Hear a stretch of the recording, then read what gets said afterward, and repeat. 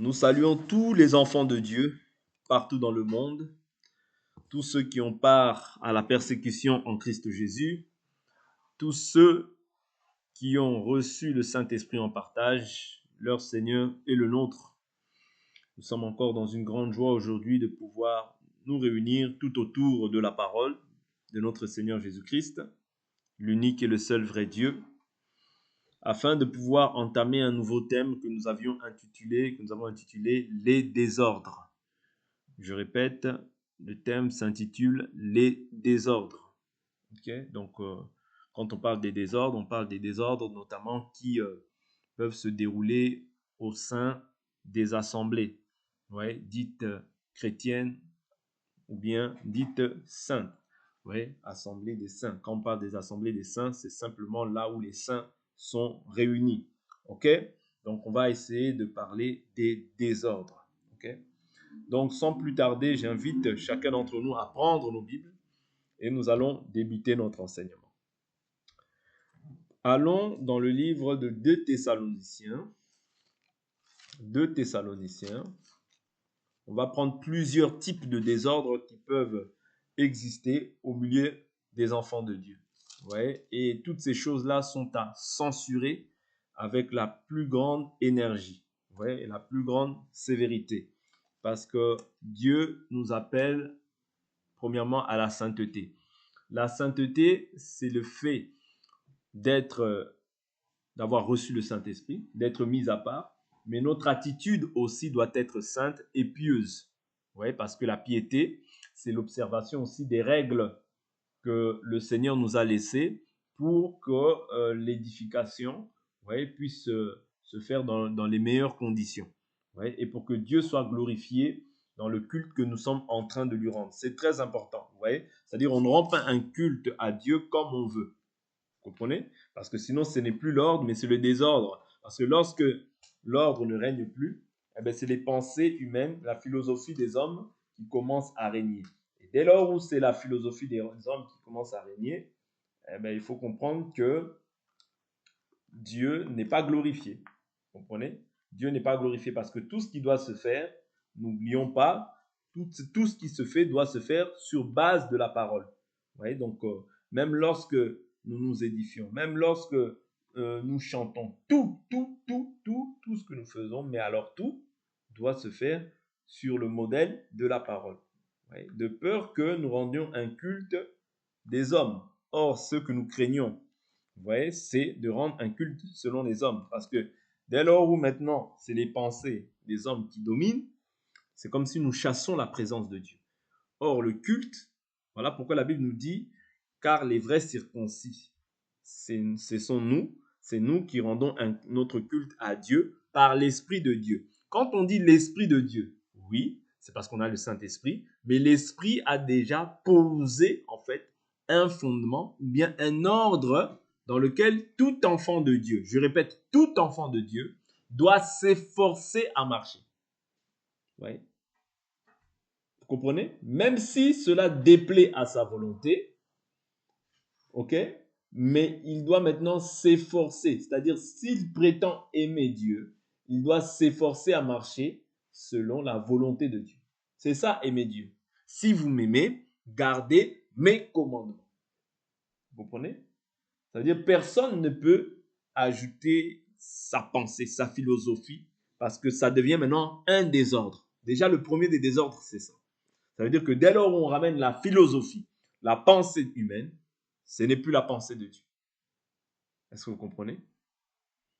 Parce que l'Écriture dit dans le livre de l'Apocalypse 22 que celui qui retranche, je retrancherai aussi sa part de l'arbre de vie. Celui qui ajoute, j'ajouterai aussi les plaies décrites dans ce livre à sa vie. Vous comprenez? Donc, il est strictement, mais alors strictement interdit à tout enfant de Dieu d'apporter une pensée, une philosophie, un raisonnement humain dans les choses de Dieu. C'est un désordre.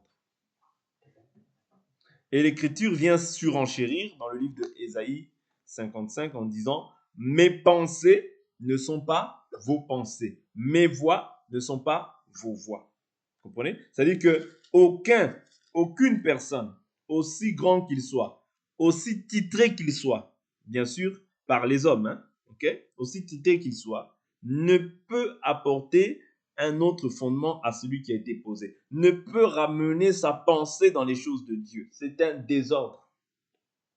Oui.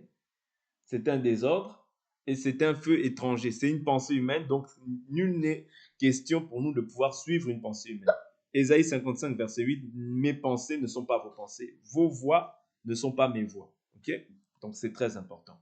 Prenons maintenant le fondement sur lequel nous sommes établis, parce que nous, ici, là, j'ai pris quelques éléments pour pouvoir entrer dans le sujet que nous allons essayer de traiter par la grâce du Seigneur.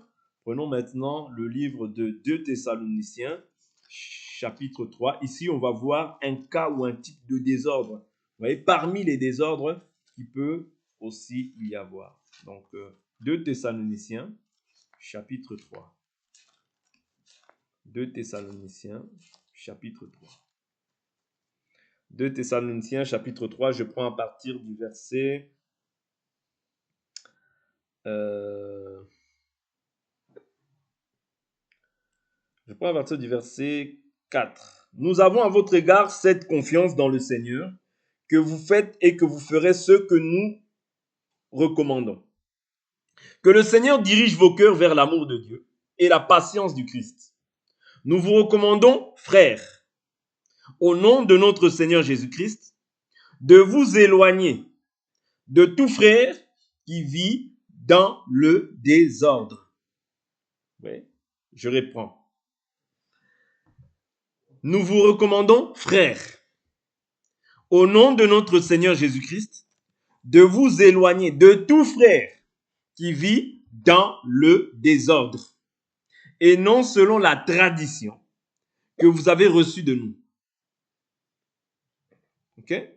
Vous savez vous-même comment il faut nous imiter, car nous n'avons pas vécu parmi vous dans le désordre. Nous n'avons mangé gratuitement le pain de personne.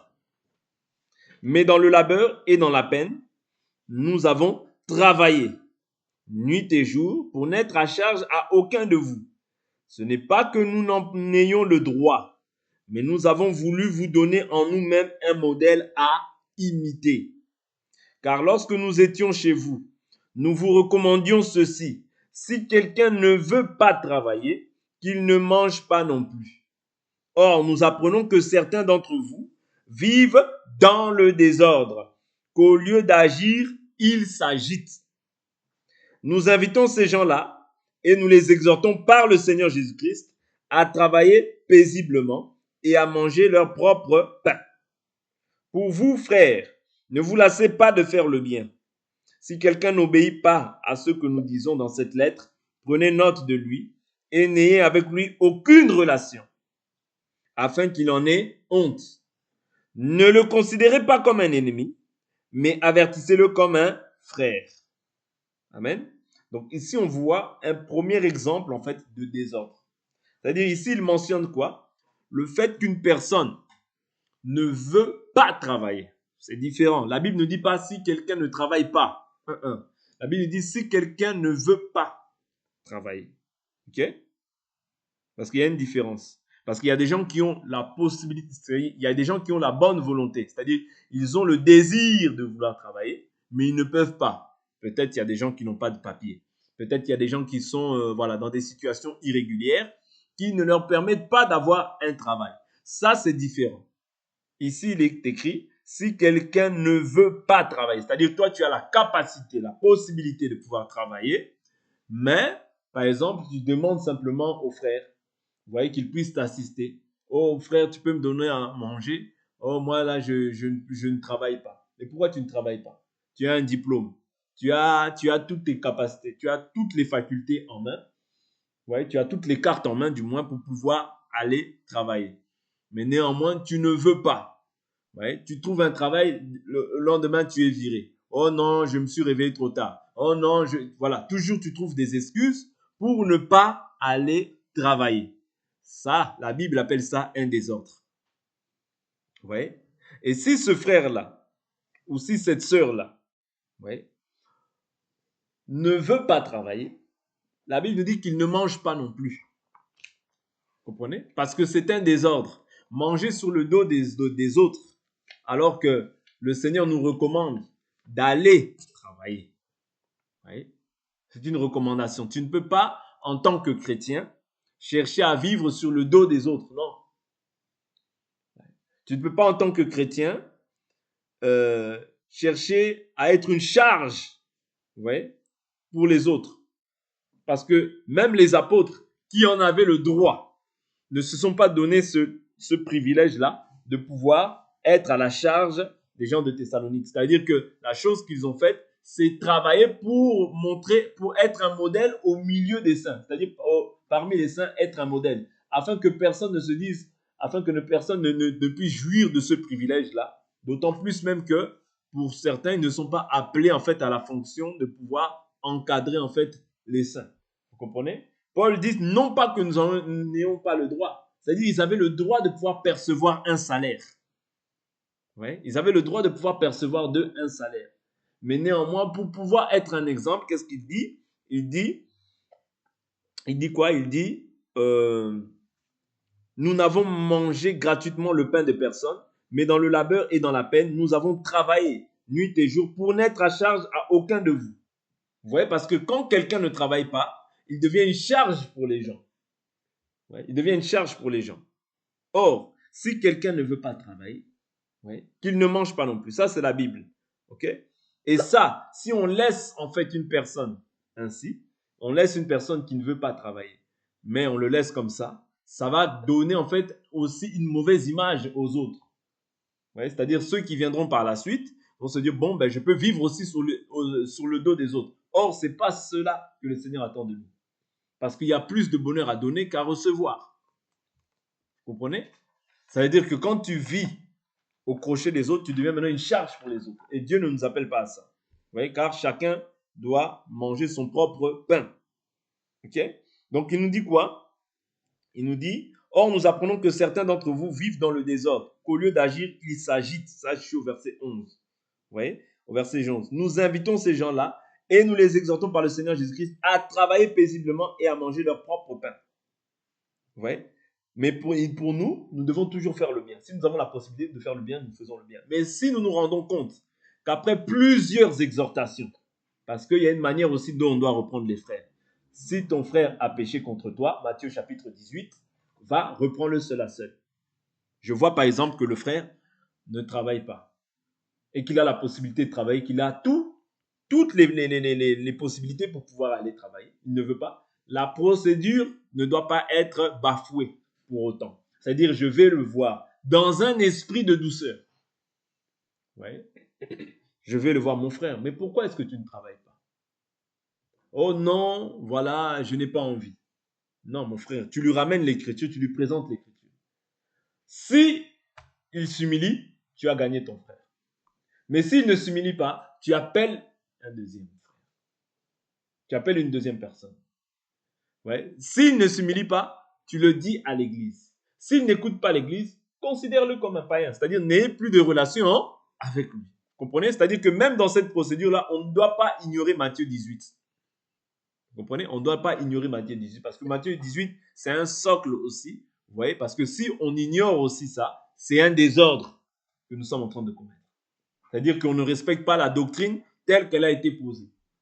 Vous comprenez? C'est-à-dire dès lors où le frère ne travaille pas, s'il ne veut pas travailler, je dis bien s'il ne veut pas, c'est différent. Ouais? S'il ne veut pas travailler, qu'il ne mange pas. Vous comprenez? Parce qu'il devient une charge pour les autres. Et c'est un désordre. D'accord? Donc c'est très important. Et la Bible nous dit, n'ayez avec lui aucune relation afin qu'il en ait honte. C'est-à-dire, le but pour lequel on n'a plus de relation avec lui, ce n'est pas pour le considérer comme un ennemi. Non. C'est pour que l'attitude qu'il manifeste, le comportement qu'il affiche, qu'il puisse s'en repentir, qu'il aille trouver du travail, et lorsqu'il trouvera du travail, et qu'il revienne au milieu des saints. Ouais. C'est-à-dire que le fait qu'il soit éloigné, cela doit procurer en lui la honte, afin qu'il revienne maintenant au milieu des saints. C'est très important. Et dans les procédures doctrinales qui sont déjà posées, on ne doit pas être sentimentaliste. C'est-à-dire, si on voit ces cas-là, vous voyez, on doit pouvoir trancher assez rapidement. Pourquoi? Pour que plusieurs ne soient pas infectés aussi par cette manière de vivre. Parce que c'est ça que nous dit le livre de Hébreux. Allons dans le livre de Hébreux rapidement. Hébreux au chapitre... Hébreux au chapitre... au chapitre... je prends Hébreux...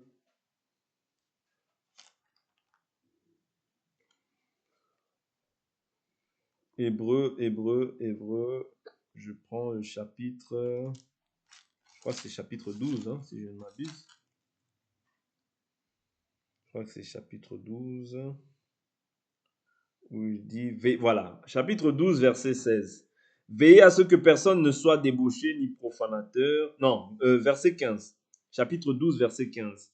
Veillez à ce que personne ne se prive de la grâce de Dieu, à ce qu'aucune racine d'amertume ne produise des rejetons et ne cause du trouble et que plusieurs n'en soient infectés. Vous voyez, c'est-à-dire que quand quelqu'un est infecté, quand quelqu'un a de l'amertume, vous voyez, cela peut produire des rejetons.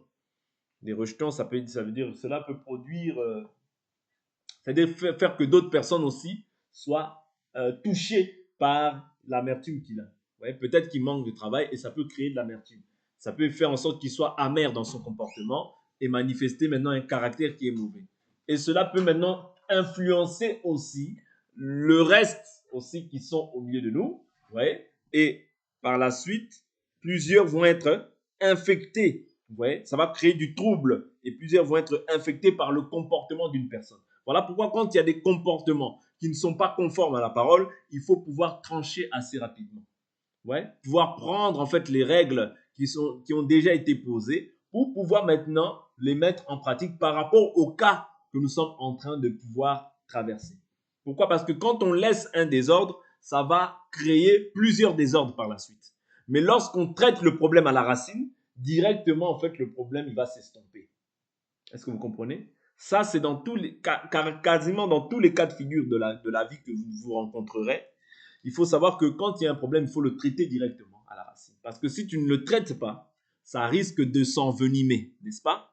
Même dans la nature, quand on prend la nature, si tu ne traites pas une plaie, la plaie peut être infectée davantage. Vous comprenez? Être infectée et produire d'autres maladies. Mais si tu la traites directement dès là où tu la vois, eh bien, ça risque déjà les chances qu'elle puisse s'intensifier, sont réduites.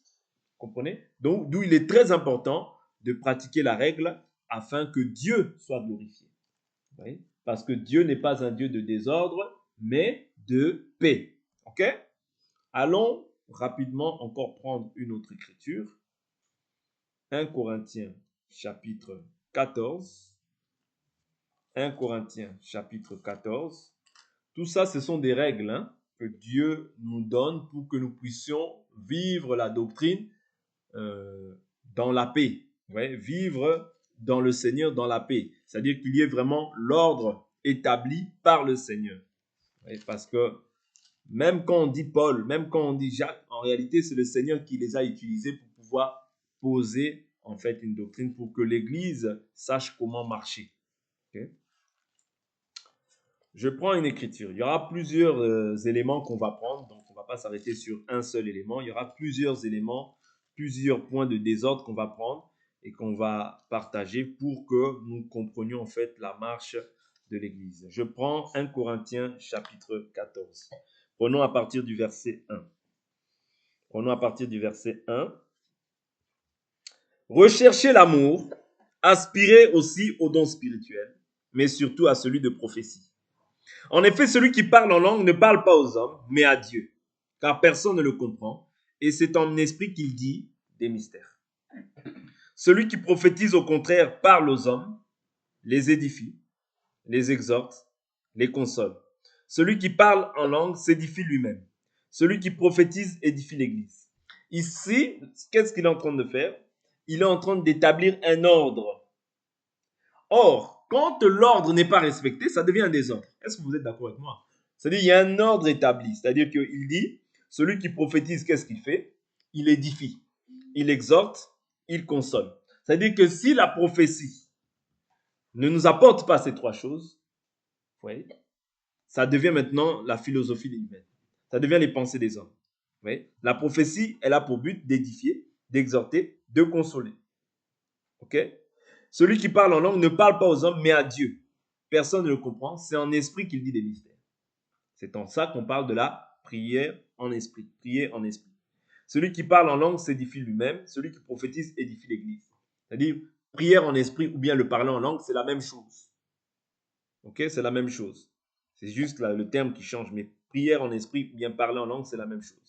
Celui qui prophétise, qu'est-ce qu'il fait? Celui qui parle en langue, il s'édifie lui-même. Celui qui prophétise, il édifie l'Église. Je veux que vous parliez tous en langue, mais je veux encore plus que vous prophétisiez.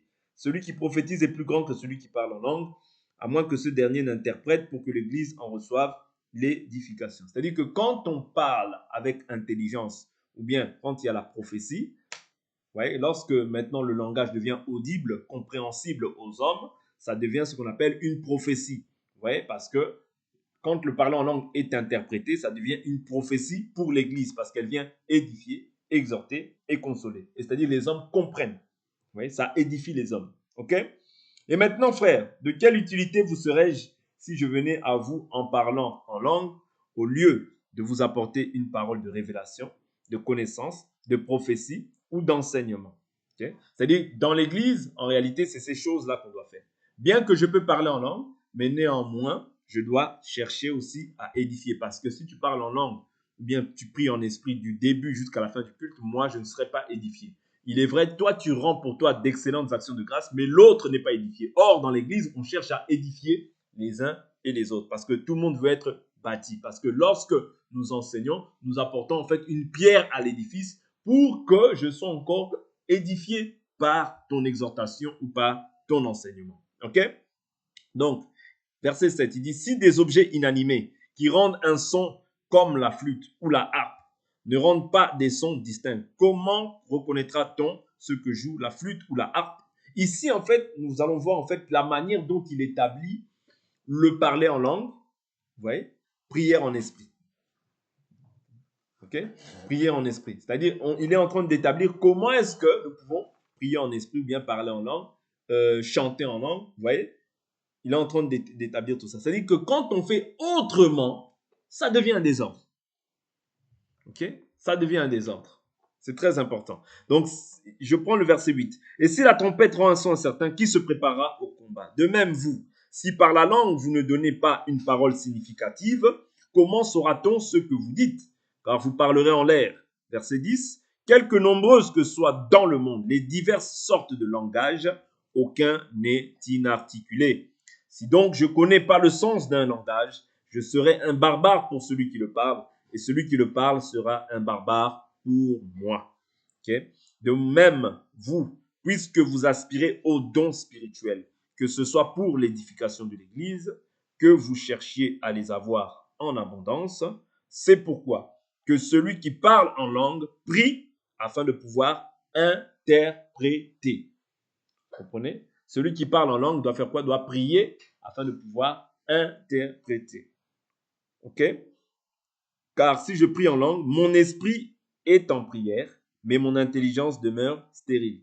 Que faire donc? Je prierai par l'esprit, mais je prierai aussi avec intelligence. Je chanterai par l'esprit, mais je chanterai aussi avec intelligence. Autrement, si tu rends grâce, ouais, ici il établit un ordre. C'est-à-dire que si toi, tu pries, mais que tu n'as pas l'interprétation, prie en esprit, il n'y a pas de problème, mais tu dois aussi prier en intelligence pour que je puisse dire Amen à ton action de grâce. Parce que toi, tu es édifié, mais moi, je ne le suis pas. Or, n'oubliez pas que dans l'Église, on cherche l'édification. Or, si quelqu'un vient parler en langue du début jusqu'à la fin, c'est un désordre. Vous comprenez? C'est un désordre. Parce que dans l'Église, n'oubliez pas qu'on recherche l'édification. J'insiste sur ces choses-là pour que ce soit clair. Ça veut dire que Paul, ici, n'interdit pas d'une manière formelle le fait de parler en langue. Non. Bien prière en esprit. Non. Mais il dit que dans l'Église, on recherche l'édification. C'est-à-dire, il parle en langue, mais tu parles aussi en intelligence. Tu pries en langue, tu chantes en langue, mais tu chantes aussi en intelligence. Pourquoi? Toujours pour l'édification. N'oubliez pas.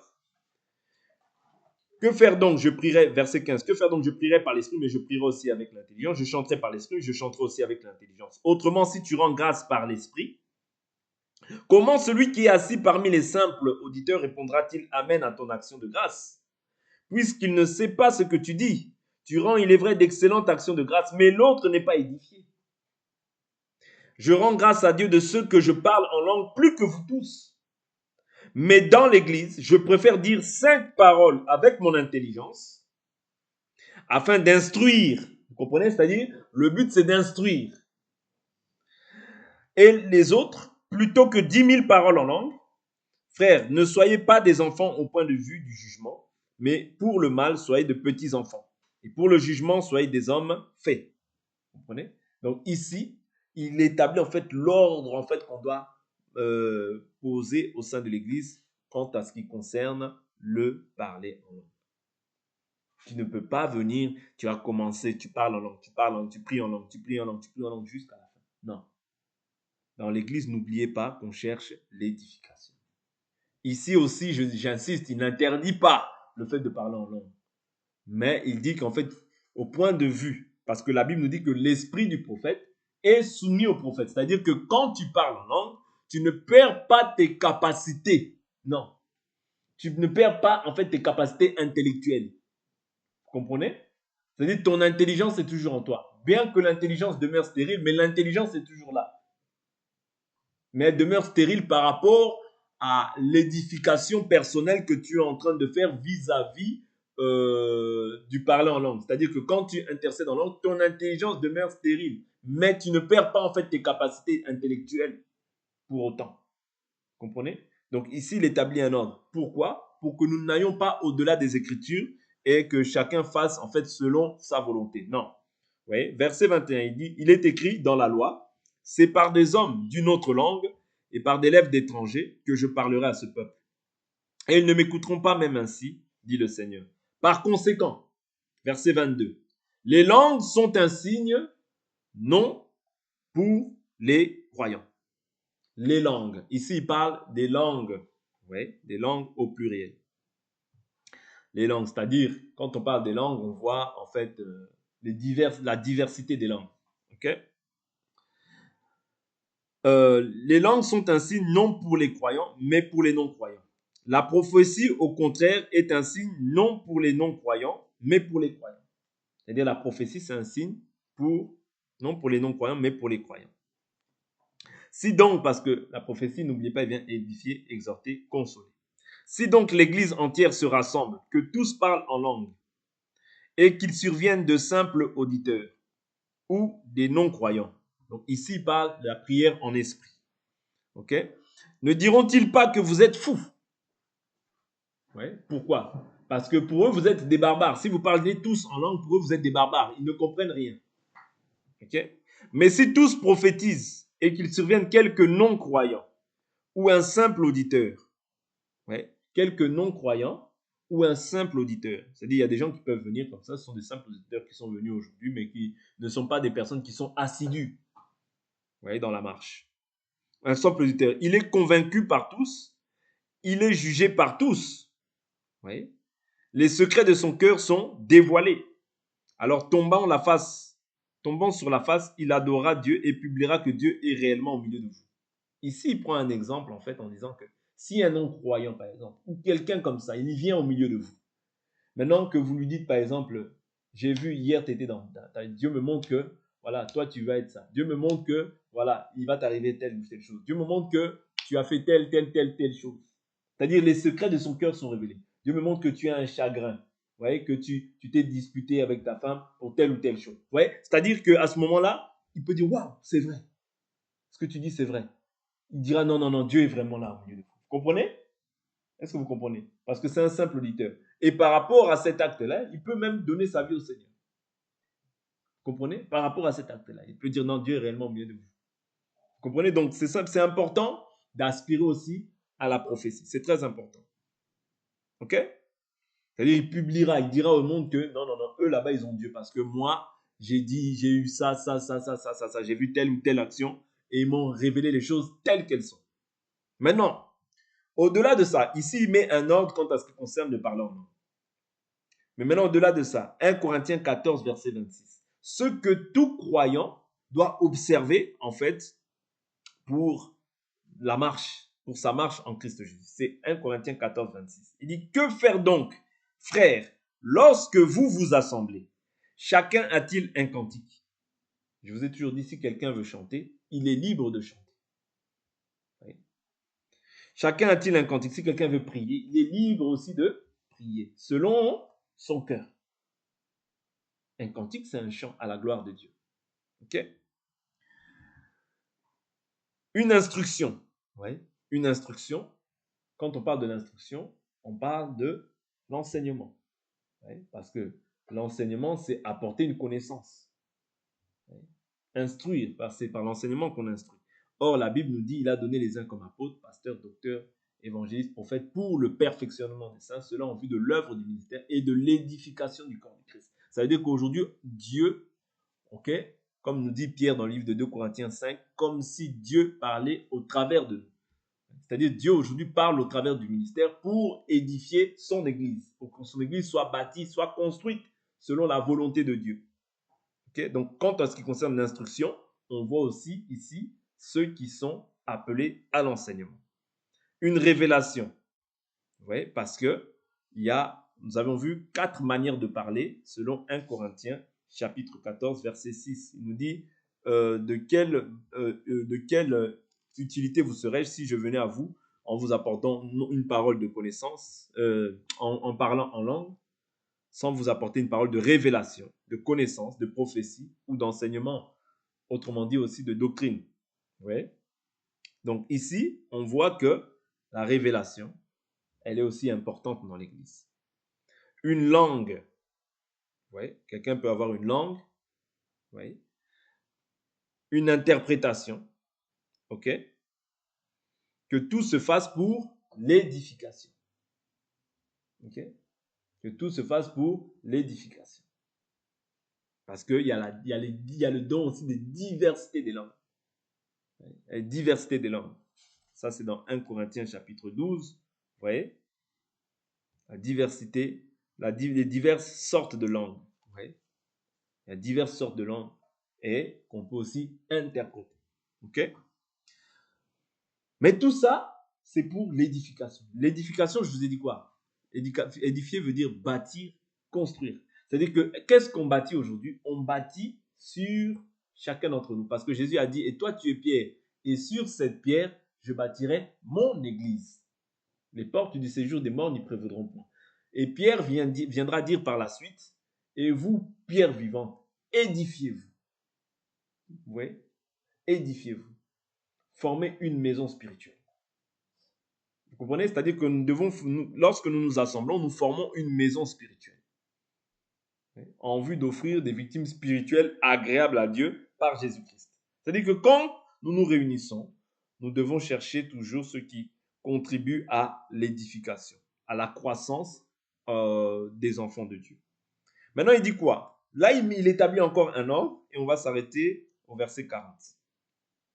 Si l'un parle en langue, tout au plus 2 ou 3. Ok? Si l'un parle en langue, tout au plus 2 ou 3. Et encore, chacun à son tour. Qu'il y en ait un aussi qui interprète. Ok? C'est-à-dire, si dans l'église, il y en a un qui parle en langue. Ok? Et encore, la Bible nous dit, chacun à son tour.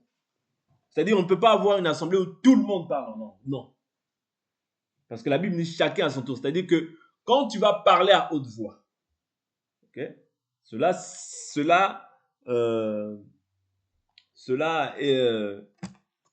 nous fait comprendre que peut-être tu as un message à donner pour l'Église. Sinon, tu dois parler à Dieu et à toi-même. C'est-à-dire que tu dois parler à voix basse pour ne pas déranger en fait l'auditoire.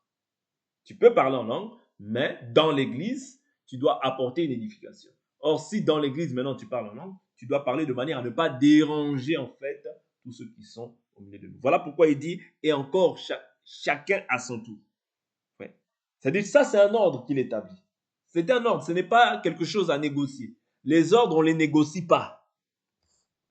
Les ordres qui sont établis, on ne les négocie pas. C'est comme ça restera comme ça. C'est-à-dire, la Bible nous dit, et encore, chacun à son tour. Ok? Qu'il y en ait un aussi qui interprète. Mais maintenant, il dit quoi? S'il n'y a pas d'interprète, qu'on se taise dans l'église, qu'on parle à soi-même et à Dieu. Ça veut dire que là, parler à Dieu, ce n'est pas un péché. Parce que quand on a vu 1 Corinthiens là-bas, on voit que celui qui parle en langue parle à Dieu. Personne ne le comprend, c'est ton esprit qui dit des mystères. Donc ici, parler à Dieu, ouais, qu'on parle à soi-même et à Dieu. C'est-à-dire que parler à Dieu, tu peux parler en intelligence, tu peux parler aussi en langue. Mais si tu hausses la voix, il faut maintenant prier afin que tu puisses interpréter. Et tout, c'est-à-dire, ce n'est pas tout le monde qui va parler en langue en même temps. Non, c'est chacun à son tour. Vous comprenez? Chacun à son tour. Pourquoi? Parce que sinon, ça devient un désordre. Et là, c'est un ordre qu'il établit que tout enfant de Dieu qui craint Dieu doit respecter. Parler en langue, parler en langue, parler en langue, tout le monde parle en langue, tout le monde parle en langue. C'est un désordre. C'est un désordre. Vous comprenez? Parce que quand Paul met l'ordre, il faut que tout le monde maintenant puisse suivre cet ordre.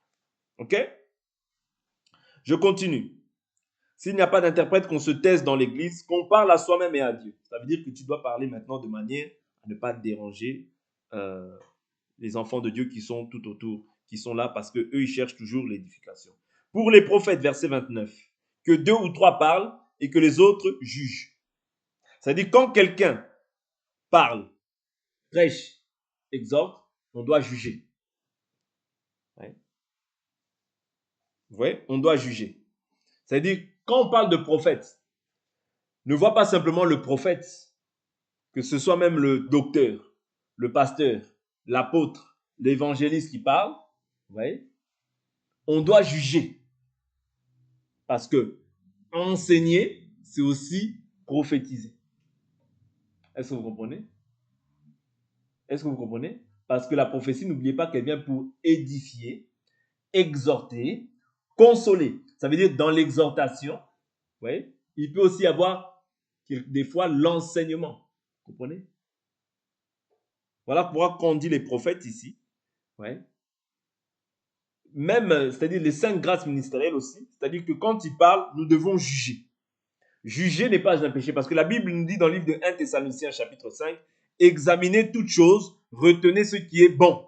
C'est-à-dire que quand quelqu'un prêche, moi je juge sa prophétie. Parce que si elle n'est pas juste, sa prophétie, il m'emmène vers un faux enseignement. C'est-à-dire, autrement dit, un faux salut. C'est-à-dire, ce n'est pas l'esprit de Christ qui l'a inspiré cette chose-là, mais c'est sa pensée, sa philosophie qui l'a ramené dans les choses de Dieu. Et nous devons refuser toute philosophie humaine. Que les autres jugent. Un autre assistant a-t-il une révélation? Oui, c'est-à-dire si un assistant a une révélation, le premier, qu'est-ce qu'il doit faire? Il doit se taire. Vous comprenez? Ça veut dire ici, Dieu établit l'ordre. C'est-à-dire que quand quelqu'un prophétise, il ne peut pas avoir une autre personne qui vient encore qui prophétise. Non. Oui. Pour les prophètes, il dit que 2 ou 3 parlent, que pour les prophètes, que 2 ou 3 parlent et que les autres jugent. C'est-à-dire la prophétie, elle doit être jugée. Un assistant a-t-il une révélation? Que le premier se taise. C'est-à-dire quand quelqu'un a une révélation, l'autre il se tait. Ce n'est pas tout le monde parle en même temps, non. Oui. Car vous pouvez tous prophétiser successivement afin que tous soient instruits et que tous soient exhortés. Ça veut dire, si toi tu as une prophétie, tu prophétises. Mais quand toi tu prophétises, okay, c'est successivement. Même lorsque quelqu'un enseigne, je dois attendre que cette personne-là finisse de prophétiser, finisse d'enseigner, parce que enseigner, c'est aussi prophétiser. C'est-à-dire, quand tu as fini ton enseignement, okay, le jour où, si ça te prend 2 jours, 3 jours, 4 jours, quand tu as fini, ouais, l'autre, il peut prendre. S'il n'a rien à dire, ouais, il peut prendre. Vous comprenez? C'est important de comprendre ces choses-là, parce que ici, on le voit comme ça, comme une prophétie. Oui, ça peut être la prophétie qui vient pour édifier, exhorter, consoler, mais ça peut être aussi l'enseignement. Quelqu'un enseigne, je ne veux pas le couper dans son enseignement. Non, je veux laisser qu'il finisse son enseignement. Vous voyez? Je ne veux pas refaire un enseignement derrière son enseignement. Non. Vous voyez? Ça, c'est des désordres. C'est-à-dire ramener encore des gens dans... Non, non, c'est des désordres et des désordres que nous avons vus et que nous ne devons pas reproduire. Vous voyez? Parce qu'on peut tous prophétiser successivement. Okay? Afin que tous soient instruits et que tous soient exhortés. Les esprits des prophètes sont soumis aux prophètes. Car Dieu n'est pas un Dieu de désordre, mais de paix. Ouais. C'est ça que je vous ai dit tout à l'heure. Les esprits des prophètes sont soumis aux prophètes. Quelqu'un instruit, quelqu'un enseigne, je le laisse faire son enseignement. Si éventuellement il y a quelque chose à dire, je peux, après son enseignement, ajouter quelque chose. Mais ce n'est pas que tu refais un enseignement encore derrière. Non. Parce qu'il a déjà instruit. Ouais. S'il y a à juger la prophétie, nous jugeons la prophétie. S'il y a quelque chose, une prophétie que Dieu te monte à cœur, tu peux aussi la donner. Mais ce n'est pas encore que toi, tu viens faire un enseignement de l'autre, la fait un enseignement de 1h30. Toi, tu viens encore faire un enseignement de 2 heures. Non, ça, c'est du désordre. Et des fois même de la rivalité. Des motifs impurs ou bien des rivalités qui naissent dans les cœurs pour un rien. Dieu nous appelle à la paix. Parce que Dieu n'est pas de désordre, mais de paix. Je vais finir au verset 40. Il dit, comme dans toutes les églises des saints, que les femmes se taisent dans les assemblées, car il ne leur est pas permis d'y parler, mais qu'elles soient soumises, comme le dit aussi la loi. Si elles veulent s'instruire sur quelques points, qu'elles interrogent leur propre mari à la maison, car il est malséant à une femme de parler dans l'église. Est-ce de chez vous que la parole de Dieu est sortie? Ou est-ce à vous seul qu'elle est parvenue? Si quelqu'un croit être prophète ou inspiré, qu'il reconnaisse que ce que je vous ai écrit est un commandement du Seigneur. Et si quelqu'un l'ignore, c'est qu'il est ignoré de Dieu. Ainsi donc, frères, aspirez à prophétiser et n'empêchez pas de parler en langue, mais que tout se fasse avec bienséance et avec ordre.